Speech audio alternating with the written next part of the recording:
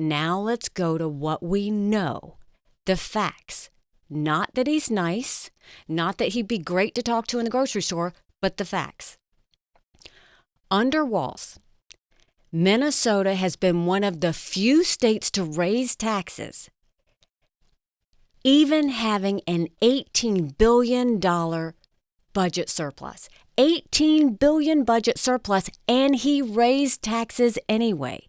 Minnesota has the 5th highest top income tax rate in the country, 9.85%. Imagine paying 10% on your income.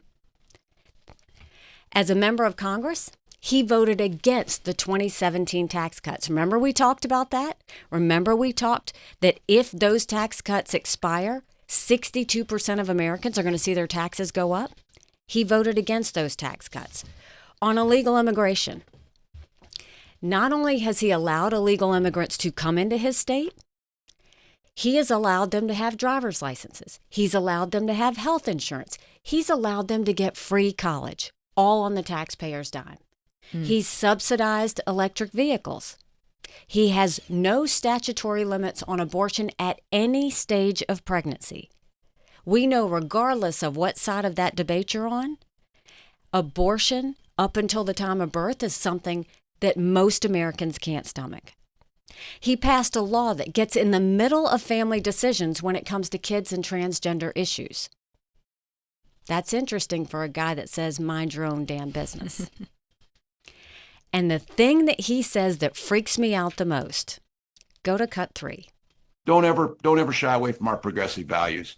One person's socialism is another person's neighborliness. Yikes. One person's socialism is another person's neighborliness. That is the one that sends the chill up your spine. Minnesota's losing residents at a record pace, ranked 6th highest in America for families moving out. You look at the George Floyd riots, we all saw the buildings burning. What is interesting is the mayor of Minneapolis called Walz, and Walz declined his request to call in the National Guard. Declined his mayor's request to call in the National Guard when the riots broke out. It took him 3 days. Walz later said on his own that that was an abject failure. He said that.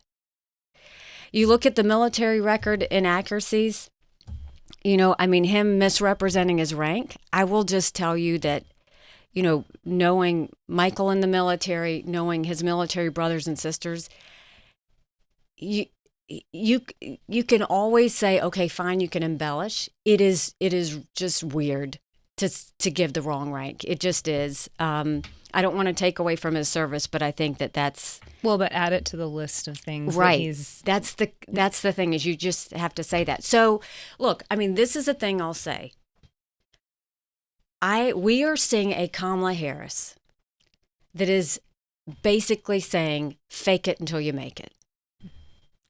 And so she's faking all her stances and doing 180s on all of them until the election. But the one decision she made was Tim Walz.